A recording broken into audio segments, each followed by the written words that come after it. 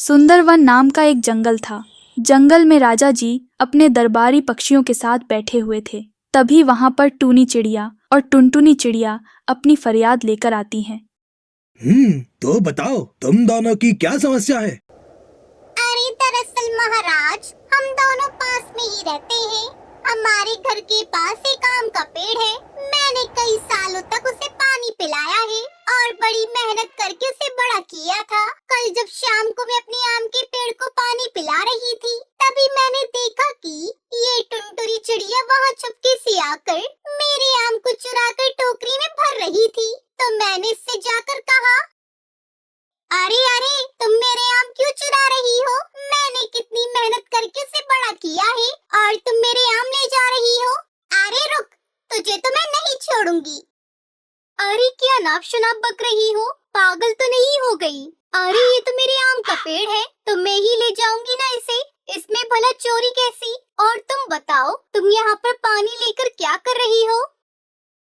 महाराज, वो मेरे आम के पेड़ को अपना बताकर मुझसे लड़ाई करने लगी और मुझे जान से मारने की धमकी भी देती है। और महाराज, ये टूनी सरासर झूठ बोल रही है। वो आम के पेड़ को मैंने ही लगाया था।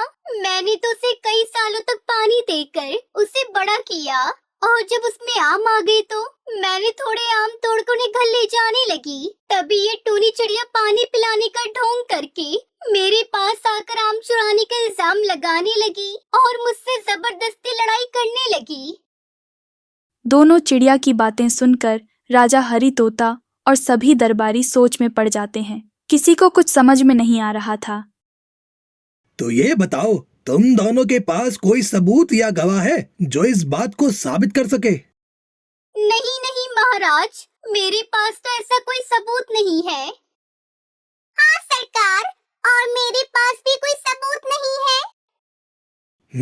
तुम दोनों का मामला बहुत पेचीदा है। मैं अपने दरबारी पक्षियों से इसके बारे में बात करता हूँ। ऐसे बोलकर राजा हरी तोता अपने दरबारी मंत्री से चर्चा करने लगते हैं। इतने में तभी कालू कौवा बोलता है, महाराज, हमें कैसे पता लगेगा कि इसमें से कौन सच बोल रहा है और कौन झूठ? इन लोगों के पास तो कोई सबूत भी नहीं है। हाँ, बात तो तुम्हारी बिल्कुल ठीक है, लेकिन हमें अपराधी को तो ढूंढना ही पड़ेगा ना। बस बातें करने से कुछ नहीं होगा। कुछ सुझाव बताइए जिससे इस समस्या का हल निकल सके। इतना सुनकर सभी दरबारी पक्षी सोचने लगते हैं, लेकिन किसी को कोई हल समझ नहीं आ रहा था। तभी कालू कौवा बोलता है, महाराज, मुझे 2 दिन का समय दीजिए। मैं आपको 2 दिन में पता करके अवश्य बताता हूँ।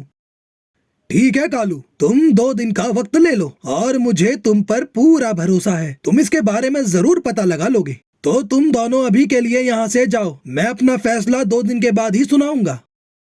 ऐसा सुनकर दोनों दरबार से चले जाते हैं। वहीं अब देखते देखते शाम हो जाती है। कालू कौवा अपने घर में 2 कबूतर सिपाहियों के साथ बैठा हुआ था और कालू उन दोनों कबूतर सिपाहियों से कहता है, अब सुनो, एक काम करो, तुम में से एक टुनटुनी के पास और एक टूनी के घर पे जाओ और उससे कहना कि तुम्हारे आम के पेड़ से किसी ने आम चुरा लिए हैं और पेड़ को भारी नुकसान भी पहुंचाया है। ठीक है कालू भाई, हम जाते हैं।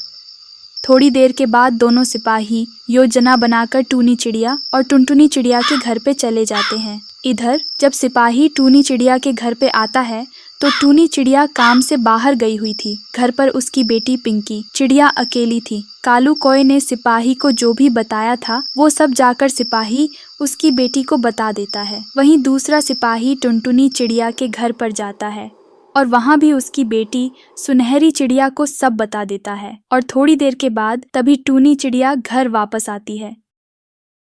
माँ सुनो, आज कबूतर सिपाही बता रही थी कि हमारे आम के पेड़ से आम किसी ने चुरा लिए और तो और आम के पेड़ को नुकसान भी पहुंचाया है।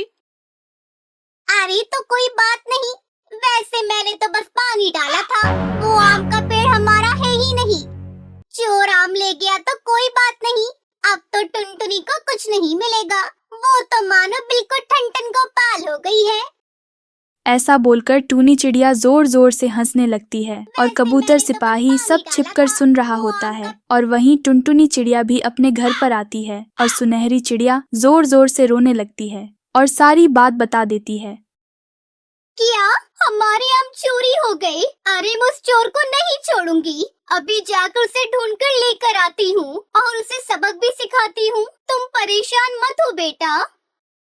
ऐसा बोलकर टुनटुनी चिड़िया जल्दी से घर से बाहर आ जाती है और आम के पेड़ की ओर जाने लगती है। दोनों सिपाही सब कुछ छुपकर देख रहे थे। थोड़ी देर के बाद दोनों सिपाही आकर कालू कौवे को सारी बात बतला देते हैं। धीरे धीरे अगली सुबह हो जाती है। सभी पक्षी दरबार में हाजिर होते हैं। आज कालू को फैसला सुनाना था, तो बोलो कालू, क्या तुम पता लगा पाए कि ये आम का पेड़ किसका है? महाराज, हो गया न्याय। ये टूनी सरासर झूठ बोल रही है। असली पेड़ की मालकिन ये टुनटुनी है, टूनी चिड़िया नहीं। अरे नहीं नहीं महाराज, ऐसा थोड़ी है। और कालू भैया, आपके पास ऐसा क्या सबूत है? रुको, तुम्हें सबूत चाहिए ना? अभी देता हूँ। दरअसल महाराज, कल मैंने शाम को दोनों सिपाहियों को टुनटुनी और टूनी के घर पे ये कहकर भेजा कि उनसे कहें कि उनके आम के पेड़ से किसी ने आम चुरा लिए हैं, और तो और आम के पेड़ को नुकसान भी पहुंचाया है। जब ये बात टूनी को पता चली तो उसने अपनी बेटी से ये कहा कि ये तो मुफ्त के आम हैं, उसने तो बस पानी डाला था। बोलो टूनी चिड़िया, कहा था या नहीं? इतना सुनते ही टूनी चिड़िया हक्का बक्का रह जाती है। उसे मानो कुछ समझ नहीं आ रहा था।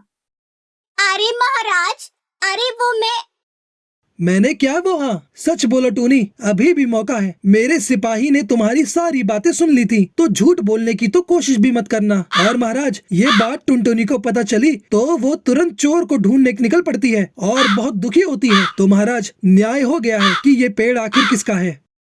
कालू कौवे की ये बात सुनकर सभी पक्षी और राजा हरी तोते को पूरा मामला समझ आ जाता है और सभी लोग कालू कौवे की बात में हामी भी भरते हैं। फिर टुनटुनी चिड़िया कालू कौवे और महाराज को धन्यवाद करती है और खुशी खुशी आम के पेड़ से आम लेकर अपनी बेटी सुनहरी के साथ रहने लगती है।